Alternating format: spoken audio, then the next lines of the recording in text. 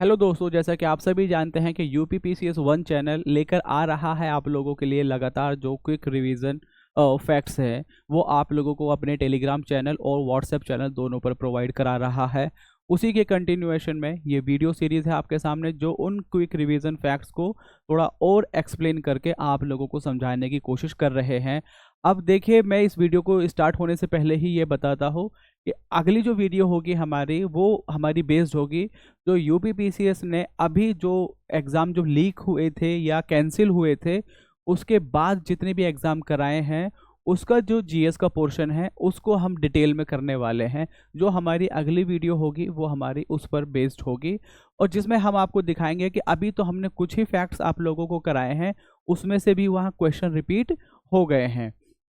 तो आप लोग इस सीरीज़ को बिल्कुल भी लाइट नहीं लीजिएगा, और जितने भी फैक्ट्स आपको बता रहे हैं उन फैक्ट्स को आप देखते रहिए, याद करते रहिए, अपनी नोटबुक में लिखिए, और इस वीडियोस को भी देखकर उसको और बेहतर तरीके से समझने की कोशिश कीजिए। क्योंकि देखिए, पढ़ना एक अलग चीज़ होती है, और लेकिन एक जो इमेज की जो मेमोरी होती है ना, वो बहुत लॉन्ग टाइम के लिए होती है। जैसे कल मैंने आप लोगों को समझाया था पासिस के बारे में, जो दर्रे थे उनके बारे में समझाया था, तो आप देख सकते हैं कि किस तरह से आपका नो कश्मीर में, किस तरह से मणिपुर, आपका अरुणाचल प्रदेश, और नीचे फिर आपका वेस्टर्न घाट में हमने किस तरह से जो दर्रे थे या पासिस थे उनको हमने देखा था।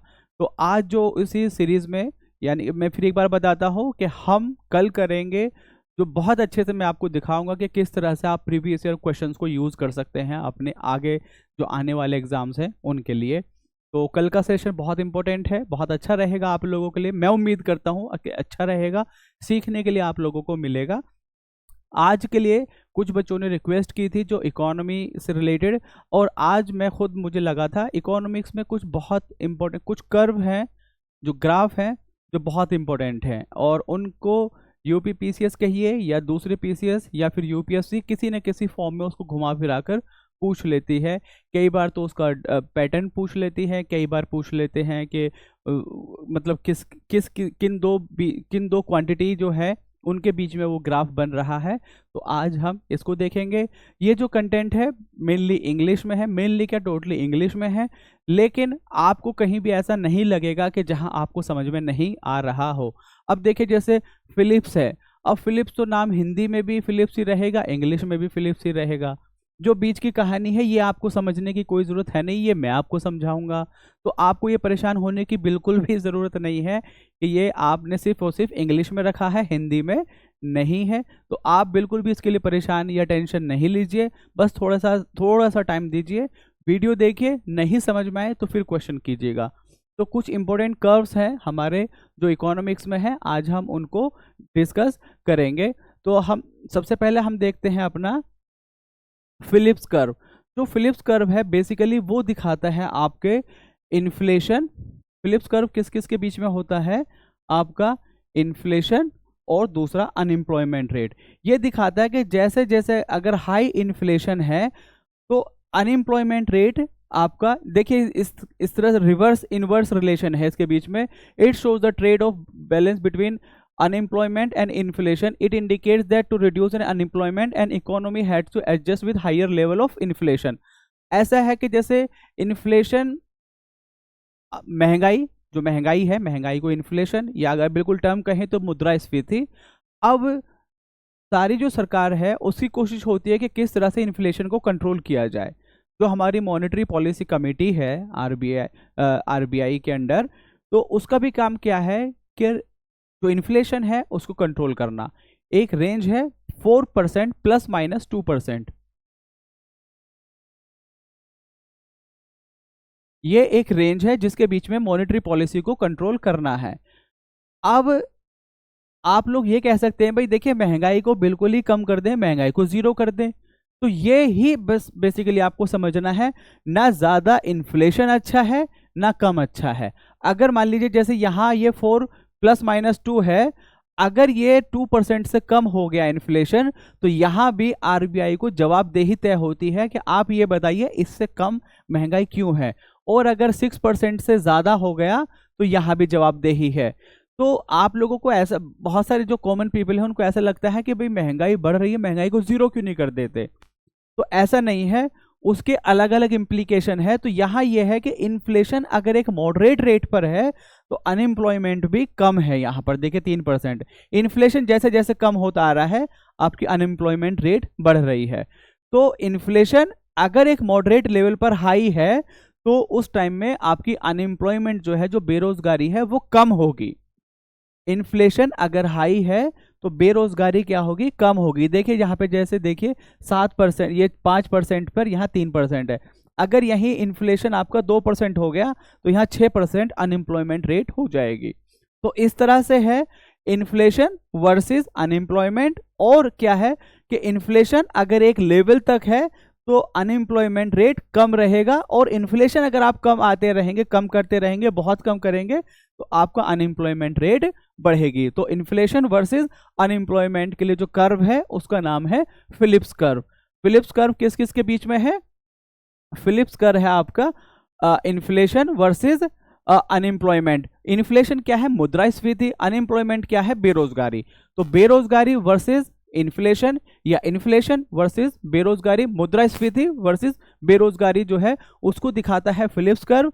और ये कर्व मैं आपको एक बार ड्रॉ करके दिखाता हूं किस तरह से है। ये आपका हो गया इन्फ्लेशन रेट और ये हो गया आपका अनएम्प्लॉयमेंट।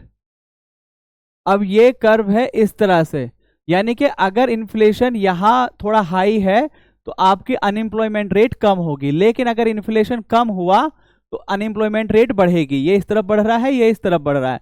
और अगर यहां पर हो जाता है आपका इन्फ्लेशन और कम हो गया तो देखिए अनएम्प्लॉयमेंट और बढ़ गया, क्योंकि ये इस तरह से बढ़ रहा है। यहाँ मान लीजिए 3 है, यहाँ 6 है, यहाँ 9% है।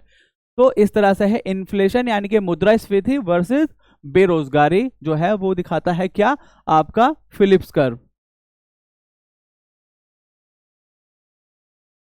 तो ये आप लोगों को मेरे ख्याल से समझ में आ गया होगा।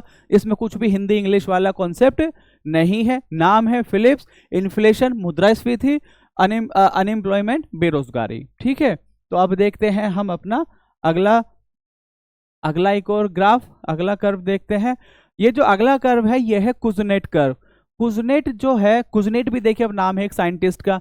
कुजनेट बेसिकली 2 चीजों के लिए दिखाया जाता है। कुजनेट एक इकोनॉमिक ग्रोथ के लिए और एक अपना है इन्वायरमेंट से रिलेटेड। बेसिकली कुजनेट क्या दिखाता है कि किसी भी इकोनॉमी में, पहले मैं इसको छुपा लेता हूं, किसी भी इकोनॉमी में जब ग्रोथ हो रही है तो जब उसका इकोनॉमिक लेवल, जैसे अगर स्टेजेस देखें आप, under developed, developed, under developed, developing and developed, तो इस तरह से इनइक्वालिटीज बढ़ेंगी। पहले एक लेवल तक बढ़ेंगी और फिर एक लेवल आएगा जब इकोनॉमिक ग्रोथ बढ़ेगी और साथ साथ अनइक्वालिटीज घटती चली जाएंगी। तो ये इसको बोलते हैं इन्वर्टेड यू, यानी कि उल्टा यू जो है या पैराबोला जो है उसकी शेप का होता है। और कुजनेट कर्व जो है एक्सप्लेन करता है रिलेशनशिप बिटवीन किसके? ग्रोथ और इनइक्वालिटी के। ये ग्रोथ को इसने किस टर्म में दिखाया है? ग्रोथ को दिखाया है इसने पर कैपिटा इनकम के बारे में। पर कैपिटा इनकम और इनइक्वालिटी इसने बताया कि जैसे इधर अगर आप देखिए पर कैपिटा इनकम बढ़ रही है। देखिए भाई पर कैपिटा इनकम कब बढ़ेगी? जब आपकी इकोनॉमिक ग्रोथ होगी। अब आप पहले लीस्ट डेवलप कंट्री हैं, फिर आप डेवलपिंग कंट्री हैं, फिर आप डेवलप्ड हैं। वर्ल्ड बैंक के हिसाब से एक डेफिनेशन है जिसमें डिफाइन किया जाता है least developed, under developed and developed. इस क्राइटेरिया को आप देखेंगे कुछ है $2000 से लेके 4000, लेस देन 2000 से लेके 8000 तक, और मोर देन $8000 जो है उसमें डिफाइन करते हैं कि कौन आपकी अंडर डेवलप्ड है या लीस्ट डेवलप्ड है, कौन आपकी डेवलपिंग है और कौन आपकी डेवलप्ड है। ये क्राइटेरिया आप लोग देखेंगे और देखकर मुझे बताएंगे कमेंट सेक्शन में। ठीक है, तो ये आपका वर्ल्ड बैंक की साइड से है। बहुत प्रोबेबल क्वेश्चन है क्योंकि इंडिया के भी ऊपर ये डिबेट चलती रहती है कई बार कि इंडिया डेवलपिंग कंट्री है, फास्टेस्ट डेवलपिंग कंट्री है, डेवलप में आने के लिए हमें क्या क्या करना होगा। तो वो बेसिकली क्या क्राइटेरिया है? एक क्राइटेरिया है पर कैपिटा इनकम, जो बताता है कि कौन कंट्री कब डेवलपिंग है, डेवलप्ड है और या लीस्ट डेवलप्ड है। तो इसने बताया कि जब आपकी पर कैपिटा इनकम बढ़ रही है तो देखिए इनइक्वालिटीज ऐसे बढ़ती जा रही है, लेकिन एक लेवल आएगा जब यहाँ पे सैचुरेशन आ जाएगा, यानी कि बस अब ये रुक गई, इससे ज्यादा इनइक्वालिटीज नहीं बढ़ेंगी और ये यहाँ पर फिर नीचे कम होने लगेगी। अगर आप न्यूज़पेपर को फॉलो करते हैं तो आप देखते होंगे, बहुत ज़्यादा सुनते होंगे, एक रिपोर्ट आती है जिसका नाम है ऑक्सफैम रिपोर्ट। ऑक्सफैम रिपोर्ट है किसके ऊपर? इनइक्वालिटीज के ऊपर। इनइक्वालिटी मींस असमानता। तो ये जो रिपोर्ट है ऑक्सफैम की रिपोर्ट, इसने बताया कि जो हमारे टॉप 10% है वो लगभग 70% जो वेल्थ जनरेट हो रही है इंडिया में उसको वो कैप्चर कर लेते हैं। या टॉप 1% जो है उनके पास जो रिसोर्सेज है वो टॉप बॉटम 40% के बराबर है। यानी कि जो टॉप 1%, जो नीचे वाले 40% है, उनके मतलब जो टोटल जो रिसोर्स जनरेट हो रही है उसका 40% वो ले लेते हैं। तो इनइक्वालिटीज इंडिया में बहुत ज़्यादा है। ऑक्सफैम रिपोर्ट ने कहा अभी क्या है, अगर आप ट्रेंड देखेंगे हमारे यहाँ इनइक्वालिटीज बढ़ती रहेंगी जब तक एक सैचुरेशन लेवल नहीं आएगा, और जब पर कैपिटा इनकम एक पर्टिकुलर लेवल पे पहुंच जाएगी तो इनइक्वालिटीज सैचुरेशन हो जाएगा और फिर धीरे धीरे इनइक्वालिटीज कम होने लगेगी। तो ये कुजनेट कर्व जो है वो किस किस के बीच में है? इनइक्वालिटीज, असमानता और आपके पर कैपिटा इनकम, पर व्यक्ति आय जो है उसके बीच में ये आपका दिखाता है रिलेशन को। तो ये इनइक्वालिटी हो गया, ये आपका पर कैपिटा इनकम। इसको बोल देते हैं पैराबोलिक, इन्वर्टेड पैराबोलिक या इन्वर्टेड यू शेप वाला जो कर्व है वो है आपका कुजनेट कर्व। तो यहां आपका इसने बताया इनइक्वालिटीज, यहां पर कैपिटा इनकम। इसी तरह से कुजनेट का एक और कर्व है जो दूसरी फिनोमिना को शो करता है, हम उसको भी देख लेते हैं। दूसरा फिनोमिना जो है हमारा वो है इन्वायरमेंटल कुजनेट कर्व। क्या है? Environmental Kuznets curve. वो था कुजनेट कर्व, ये है इन्वायरमेंटल कुजनेट कर्व। उसने क्या बताया था यहां पर कि यहां पर है इनइक्वालिटीज और यहां पर है पर कैपिटा इनकम, पीसीआई। इनइक्वालिटी, असमानता और पर कैपिटा इनकम, ये था आपका जो नॉर्मल कुजनेट कर्व है। लेकिन आपका इन्वायरमेंटल कुजनेट कर्व जो है इसमें क्या है, ये दिखाता है रिलेशनशिप कि किस तरह से इकोनॉमिक डेवलपमेंट हो रहा है, और साथ ही साथ यहां दिखाएगा इन्वायरमेंटल डिग्रेडेशन। यहां क्या दिखाएगा अब मैं आपको बताता हूं।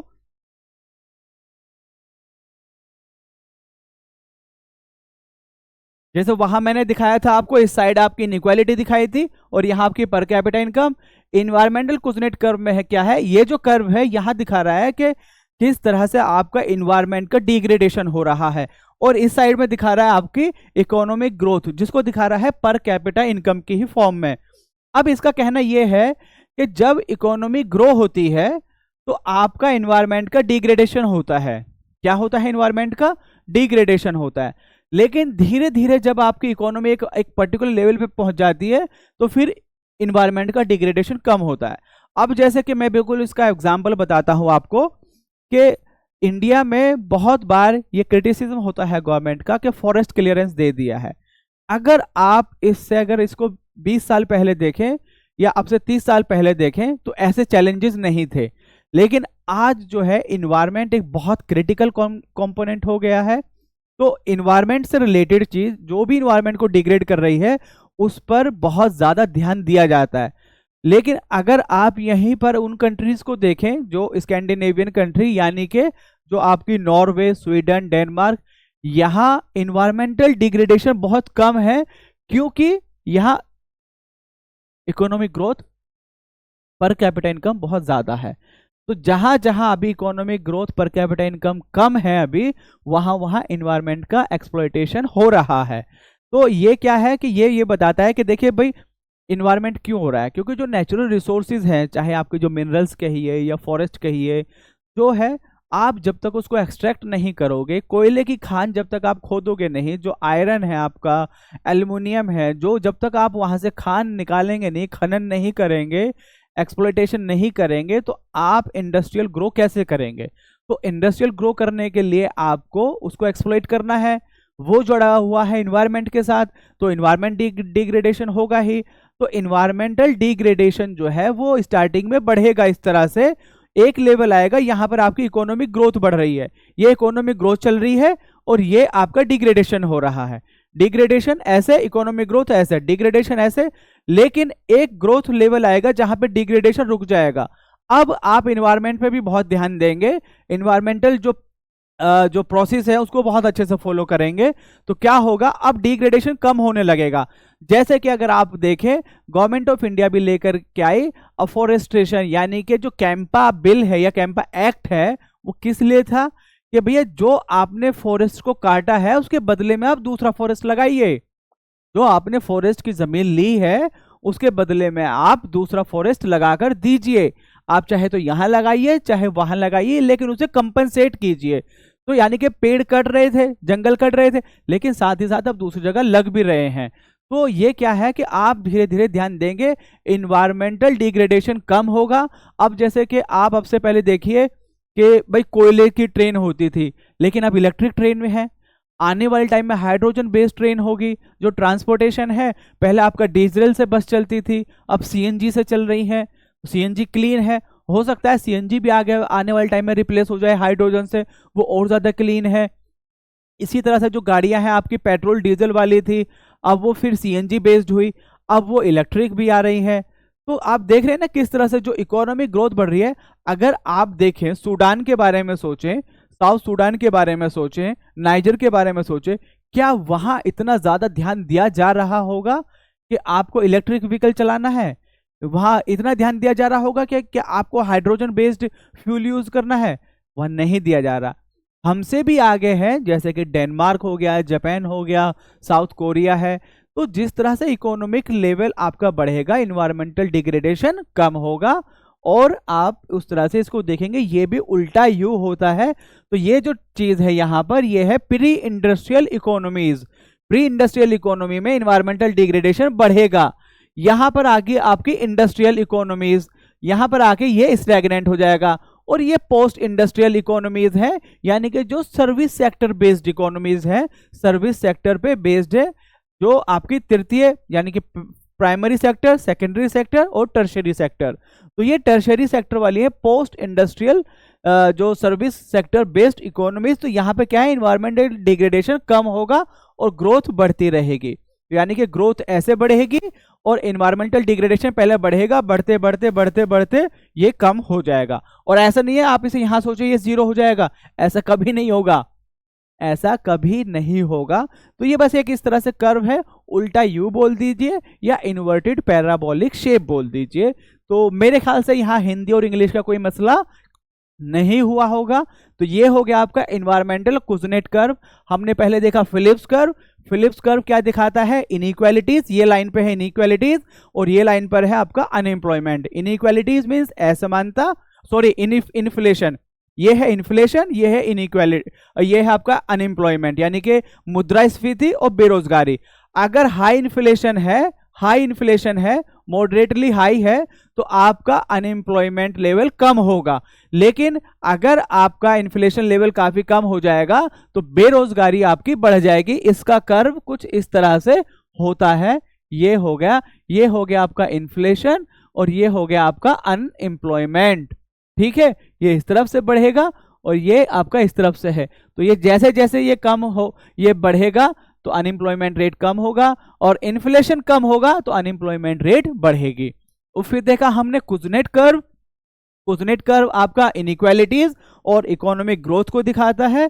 इन्वायरमेंटल कुजनेट कर्व आपका लेवल ऑफ इन्वायरमेंटल डिग्रेडेशन, यानी कि जो आपका इन्वायरमेंट को जो नुकसान है उसको दिखाता है। और नीचे आपके पर कैपिटा इनकम यानी कि जीडीपी ग्रोथ को दिखाता है। ठीक है, अब हम इससे आगे चलते हैं। अगर कोई क्वेश्चन हो आप बच्चों को तो आप पूछ सकते हैं। बाकी देखिए मैं बहुत कोशिश कर रहा हूं कि हिंदी और इंग्लिश का कोई मसला ना रहे, लेकिन अगर फिर भी रहेगा तो मैं कोशिश करूंगा दोबारा से इस चीज को पढ़ाने की।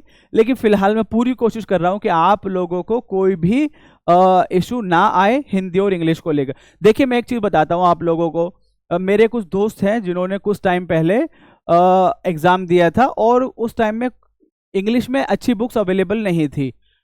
उन्होंने आपका हिंदी से ट्रांसलेट कर करके अपना पढ़ पढ़ के अपने हिसाब से पॉइंट्स बना लिए। और मैं उनका नाम भी ले सकता हूं, वो यूपी में एसडीएम है। ठीक है, और ऐसा एक एग्जाम्पल नहीं है, ऐसे बहुत सारे एग्जाम्पल हैं जहां जो ये चैलेंजेस आते हैं ना, इन चैलेंजेस को आगे बढ़ के आप लोगों को करना होता है। एक हमारे दोस्त हैं, मैं उनका नाम लूंगा यहाँ पे, शैलेंद्र। शैलेंद्र जो है करंटली अभी करंटली तो मैं बाद में बताऊंगा वो क्या है। वो टिपिकल हिंदी मीडियम से थे, टिपिकल हिंदी मीडियम से।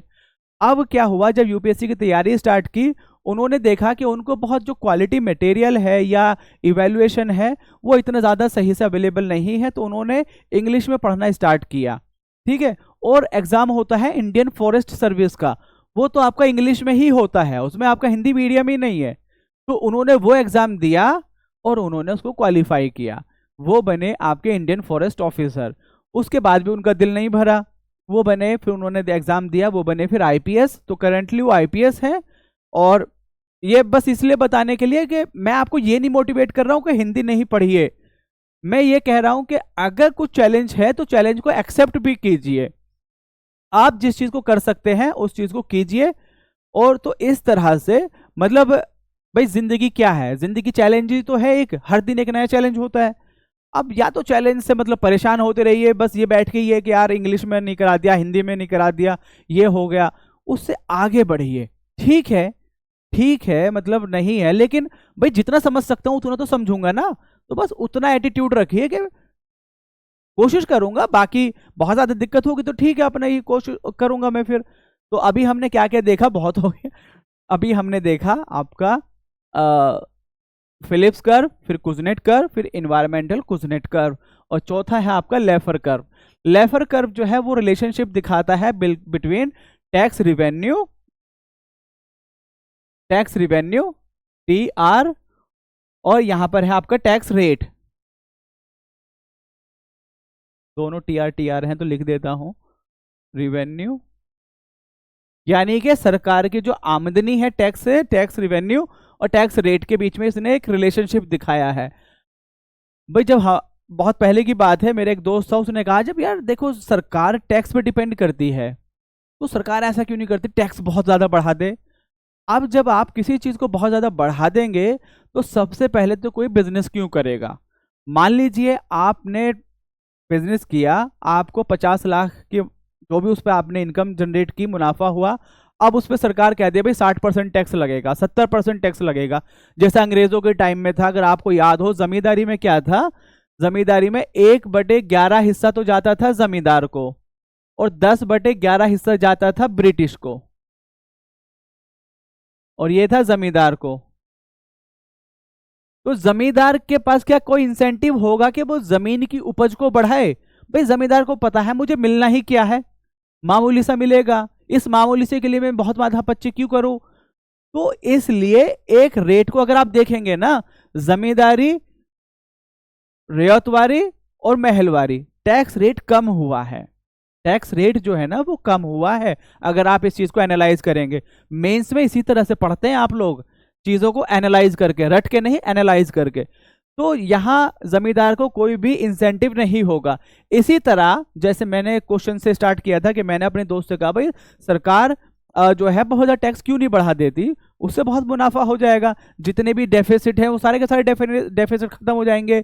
या फिर एक और कॉन्सेप्ट है, भाई जब पैसों की कमी है तो सरकार पैसे क्यों नहीं छाप देती, इतने पैसे छाप दे, आरबीआई के पास तो पूरी पावर है, भाई बस प्रिंटिंग मशीन है, पैसे छाप दे, सबका कर्जा चुका दे। लेकिन उसमें भी चैलेंज है, वहां हम देखेंगे मनी सप्लाई और इन्फ्लेशन के बीच में, मनी सप्लाई और इन्फ्लेशन के बीच का रिलेशन देखेंगे, तब उस चीज को समझेंगे। फिलहाल क्या है, टैक्स रिवेन्यू, टैक्स रेट के बारे में।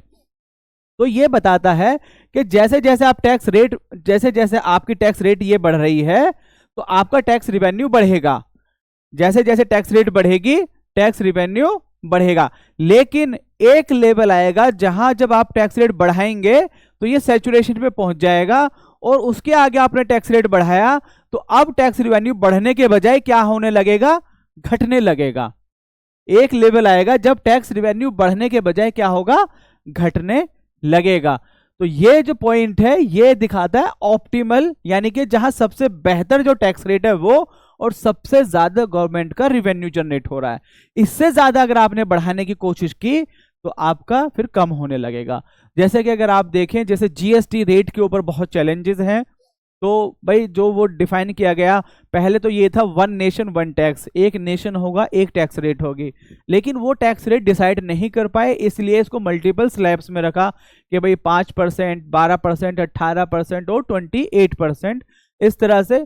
तो वो इसी ऑप्टिमम लेवल को ढूंढने की एक कोशिश है कि किस तरह से हम अपने टैक्स रिवेन्यू को मैक्सिमाइज कर सके। क्योंकि अगर आपने बहुत टैक्स बढ़ा दिया तो टैक्स जो है ना, टैक्स छुपाने वाले, टैक्स चुराने वाले, ये भी बढ़ जाएंगे। क्योंकि भाई देखिए, आप बहुत मेहनत से कमा रहे हैं, आपका सारा पैसा अगर टैक्स में ही चला जा रहा है तो आपको क्या इंसेंटिव रहेगा। तो वहां से फिर दूसरे दूसरे चैलेंजेस स्टार्ट होते हैं। तो टैक्स रिवेन्यू और टैक्स रेट के बीच में जो एक रिलेशन है वो दिखाता है आपका लेफर कर्व। तो लेफर कर्व क्या है? टैक्स रिवेन्यू ये साइड और टैक्स रेट ये। टैक्स रेट जैसे जैसे बढ़ेगी टैक्स रिवेन्यू बढ़ेगा, लेकिन अगर ज्यादा आपने टैक्स रेट बढ़ा दिया तो रिवेन्यू फिर यहाँ पीक होकर फिर कम होने लगेगा। ठीक है, तो इतना हमने देखा। अब इससे आगे चलते हैं। इससे आगे है आपका एक लॉरेंस कर्व। ये मैं ऑलरेडी पहले आपको थोड़ा सा मैंने इसकी हिंट दे दी थी इनइक्वालिटीज के बारे में। इनइक्वालिटी की रिपोर्ट जो है वो ऑक्सफैम एक ऑर्गेनाइजेशन है, एनजीओ है, वो निकालती है। और इनइक्वालिटीज की बहुत सारी रिपोर्ट्स आती हैं, जैसे कि जेंडर इनइक्वालिटी इंडेक्स है। ठीक है, तो उन रिपोर्ट्स को हम अलग से देखेंगे। अभी फिलहाल हम लॉरेंस कर्व के बारे में बात कर रहे हैं। लॉरेंस कर्व जो है वो बताता है बेसिकली आपका इनकम इनइक्वालिटीज। ठीक है, अब इसमें आपका क्या है? Cumulative share of income earn and cumulative share of people from lowest to high. आप इसको जो है ना बस इस तरह से समझिए, एक तो लॉरेंस कर्व और साथ में एक चीज है जिसका नाम है गिनी कोएफिशिएंट। ये दो टर्म बार बार पूछे जाते हैं एग्जाम में, सीधे आपसे पूछ लिया जाएगा लॉरेंस कर्व, गिनी कोएफिशिएंट। और इसमें एक जो बहुत प्रोबेबल क्वेश्चन है जो कंफ्यूज कर सकता है, जो असमानता को दिखाने के लिए है, बेसिकली इनइक्वालिटीज को दिखाने के लिए है लॉरेंस कर्व। मैं इसकी बहुत ज्यादा डिटेल आपको नहीं समझा रहा हूं कि किस तरह से क्या क्या चीजें हैं, बस आप याद रखिए लॉरेंस कर्व इनइक्वालिटीज के लिए है। और इसमें गिनी कोएफिशिएंट एक चीज होती है। गिनी कोएफिशिएंट आपका, उसकी दो वैल्यू होती है, एक तो जीरो, मतलब इनके बीच में उसकी वैल्यू वेरी करती है, 0 और 1 के बीच में। 0 जो है वो बताता है परफेक्टली इक्वालिटी, परफेक्टली इक्वालिटी। और जो 1 है वो दिखाता है परफेक्टली इनइक्वालिटी। देखो, मैं मानता हूं कि लॉरेंस कर्व जो है गिनी कोएफिशिएंट थोड़ा सा टेक्निकल होगा, लेकिन मैं बिल्कुल बहुत सिंपल लैंग्वेज में, लॉरेंस कर्व, गिनी कोएफिशिएंट की वैल्यू जो है वेरी करती है 0 से लेके 1 के बीच में। अब कैसे कैलकुलेट होती है वो मैं आपको कैलकुलेट करके दिखा सकता हूं, लेकिन जरूरत नहीं है। 0 से लेके 1 तक, 0 जो है वो दिखाता है परफेक्टली इक्वल, यानी कि हर कोई जो है समाज में वो बराबर है इकोनॉमिकली। और 1 दिखाता है अनइक्वल, यानी कि बिल्कुल असमानता है। तो ये परफेक्टली इनइक्वालिटी है और 0 जो है परफेक्ट इक्वालिटी है। लॉरेंस कर्व, गिनी कोएफिशिएंट, ये चीजें हैं आपकी। अभी हम इसके आगे देखते हैं एक चीज, इसके जो आगे है, हाँ, जो मैं अभी आपसे बात कर रहा था जेंडर, इसके ऊपर जो ना कुछ इंडेक्स है। एक तो है जेंडर इनइक्वालिटी इंडेक्स, मैं यहाँ ये लिखता हूं अगर आपको नहीं दिख रहा है, जेंडर इनइक्वालिटी इंडेक्स। एक है ग्लोबल जेंडर गैप इंडेक्स और एक है जेंडर पैरिटी इंडेक्स। इसमें जो मेन चीज है वो आपको ये देखना है, जेंडर इनइक्वालिटी इंडेक्स जो है इसको निकालता है यूएनडीपी। कौन निकालता है इसको? यूएनडीपी। और जो ग्लोबल जेंडर गैप इंडेक्स है इसको निकालता है वर्ल्ड इकोनॉमिक फोरम। और जो जेंडर पैरिटी इंडेक्स है इसको निकालता है आपका यूनेस्को। तीनों में लेटेस्ट देखना है इंडिया की क्या रैंक है और टॉप पे कौन है, लास्ट में कौन है। जब भी कोई आप इंडेक्स पढ़े उसमें देखना है आपको टॉप, लास्ट और India, top, last and India. इस तरह से आपको कोई भी इंडेक्स पढ़ना है, ये आप देखेंगे। बस मैंने बहुत शॉर्ट में बताया, जब करंट अफेयर मैगजीन का हम वेट कर रहे हैं, जैसे ही वो मैगजीन आएगी तो तब हम ये कराएंगे, बहुत डिटेल में आप लोगों को कराएंगे। जेंडर इनइक्वालिटी इंडेक्स कौन निकालता है? UNDP. Global gender gap index, GGIII, इसको निकालता है वर्ल्ड इकोनॉमिक फोरम। और जेंडर पैरिटी इंडेक्स इसको निकालता है यूनेस्को। ठीक है, अब देखिए जैसे आपने देखा होगा लास्ट ईयर क्वेश्चन पूछा था आपका जो है इंडेक्स के ऊपर एक क्वेश्चन पूछा था, उसमें लास्ट ईयर की भी रैंक पूछ ली थी। या फिर जैसे कि ये वाला क्वेश्चन था कि आपका हंगर इंडेक्स में कि इंडिया की रैंक इंप्रूव हुई है या मतलब घटी है। तो आपको जो है जब आप पढ़ें तो थोड़ा सा ये भी ध्यान में रखें कि पिछले साल के हिसाब से हम घटे हैं या बढ़े हैं। जैसे कि अगर एक रिपोर्ट है आपका ट्रांसपेरेंसी इंटरनेशनल की रिपोर्ट है करप्शन परसेप्शन इंडेक्स, तो उसमें आप देखें कि इंडिया की प्रेजेंट पोजीशन क्या है, पिछले साल क्या थी, तो कि घटी है या बढ़ी है। अगर आप दोनों चीजें याद नहीं रख सकते तो बस इतना बेहतर रखें कि हम पिछले साल से बेहतर पोजीशन में हैं या कम है। या जैसे प्रेस फ्रीडम इंडेक्स है, पिछले साल 161 थी, इस बार 158 है, तो हम पिछले साल के हिसाब से बेहतर हुए हैं। इसी तरह से हंगर इंडेक्स है तो 102, 107 और 111, तो यानी कि वहां पे पोजीशन डिक्रीज हुई है। तो आप इस तरह से चीजों को, क्योंकि देखिए पढ़ने के लिए बहुत कुछ है, बहुत कुछ रटना है, अब हर चीज ही रटने बैठ जाओगे तो कुछ भी याद नहीं रहेगा। तो चीजों को रटना भी जो है ना बहुत स्ट्रेटजी के साथ है कि इस चीज को रटना है, इस चीज को करना है। तो मैं अब एक बार जल्दी से मैं आपको बस एक बार रिवाइज करा देता हूं कि क्या क्या चीजें हमने पढ़ी हैं आज। तो हम चलते हैं स्टार्टिंग से ही। सबसे पहले देखा हमने आपका फिलिप्स कर्व। फिलिप्स कर्व जो है वो इन्फ्लेशन यानी कि मुद्रास्फीति और अनएम्प्लॉयमेंट बेरोजगारी के बारे में है। इन्फ्लेशन जैसे जैसे अगर कम होगा अनएम्प्लॉयमेंट रेट बढ़ती चली जाएगी। ठीक है, तो एक मॉडरेट लेवल इन्फ्लेशन का चाहिए होता है अनएम्प्लॉयमेंट लेवल को कंट्रोल करने के लिए। दूसरे लेवल पर है आपका कुजनेट कर्व। कुजनेट दिखाता है इनइक्वालिटी और पर कैपिटा इनकम। देखिए यहाँ भी इनइक्वालिटी है और आपका जो मैंने बताया था लॉरेंस कर्व बोला वहां भी इनइक्वालिटी है। यहाँ दिखाया इसने कि किस तरह से आपके इकोनॉमिक ग्रोथ के साथ इनइक्वालिटीज बढ़ेगी और फिर धीरे धीरे एक पॉइंट आएगा फिर कम हो जाएगी। ये हो गया आपका कुजनेट कर्व। अब कुजनेट जो है दो टाइप से है, इन्वायरमेंटल कुजनेट है। इसने भी बताया कि जो इकोनॉमी आपका प्री इंडस्ट्रियल इकोनॉमी है, यहाँ है आपका इन्वायरमेंटल डिग्रेडेशन। ये लाइन इन्वायरमेंटल डिग्रेडेशन, ये economic growth per capita income के हिसाब से। तो यानी कि जो प्री इंडस्ट्रियल इकोनॉमी है, इंडस्ट्रियल इकोनॉमीज है जो आपकी एग्रीकल्चर बेस्ड है, वहां आपका लेवल ऑफ जो डिग्रेडेशन है वो बढ़ेगा। फिर आपका इंडस्ट्रियल इकोनॉमी, यहाँ आपका एक सेंटर पॉइंट आ जाएगा, ब्रेक पॉइंट। फिर आपका पोस्ट इंडस्ट्रियल जो टर्शरी सेक्टर बेस्ड है, फिर आपका डिक्रीज कम होना स्टार्ट हो, मतलब ये डिक्रीज होना जो आपका डेवेस्टेशन है वो कम होने लगेगा। तो इस तरह से ये इन्वर्टेड यू या इन्वर्टेड पैराबोलिक फॉर्म में ये रहता है। फिर हमने देखा लेफर कर्व। लेफर कर्व बताता है टैक्स रिवेन्यू टैक्स रेट के बीच में एक पर्टिकुलर लेवल तक अगर आप टैक्स रेट बढ़ाएंगे तो टैक्स रिवेन्यू बढ़ेगा, लेकिन जब अगर आप और भी ज्यादा टैक्स रेट बढ़ाएंगे तो टैक्स रिवेन्यू फिर कम होने लगेगा। ठीक है, इसके बाद हमने लॉरेंस कर्व। लॉरेंस कर्व में हमने देखी एक चीज इनइक्वालिटीज, और इसके साथ साथ देखा हमने गिनी कोफिशिएंट। गिनी कोफिशिएंट की वैल्यू जो वेरी करती है 0 से लेके 1 तक रहती है। 0 का मतलब है परफेक्टली इक्वल और 1 का मतलब है परफेक्टली अनइक्वल या इनइक्वल परफेक्टली। ठीक है, तो ये हमने देखा। बाकी फिर बाद में हमने 3 इंडेक्स देखे। जेंडर इनइक्वालिटी इंडेक्स GII, इसको निकालता है UNDP। Global gender gap index, उसको निकालता है आपका वर्ल्ड इकोनॉमिक फोरम। और फिर है जेंडर पैरिटी इंडेक्स, जिसको निकालता है आपका यूनेस्को। तो ये था आज का सेशन। कल का जो सेशन रहेगा, कल वाकई में मैं पूरी कोशिश करूंगा कि बहुत अच्छे से आप लोगों को मैं प्रीवियस ईयर क्वेश्चन यानी कि वो क्वेश्चन जो अभी यूपी पीसीएस ने कराए हैं हाल फिलहाल ही, इससे आपको ये भी पता लगेगा कि यूपी पीसीएस किस तरह के क्वेश्चन पूछ रहा है, क्या कुछ पैटर्न चेंज हुआ है। तो ये सारी चीजें जानने के लिए आप ये पेपर का सॉल्यूशन जरूर अटेंड कीजिएगा। इसमें आपको बहुत कुछ सीखने के लिए मिलेगा और मैं सिर्फ क्वेश्चन नहीं कराऊंगा, जो ऑप्शन है उससे भी जुड़ी हुई चीजें मैं आप लोगों को बहुत डिटेल में कराने की कोशिश करूंगा।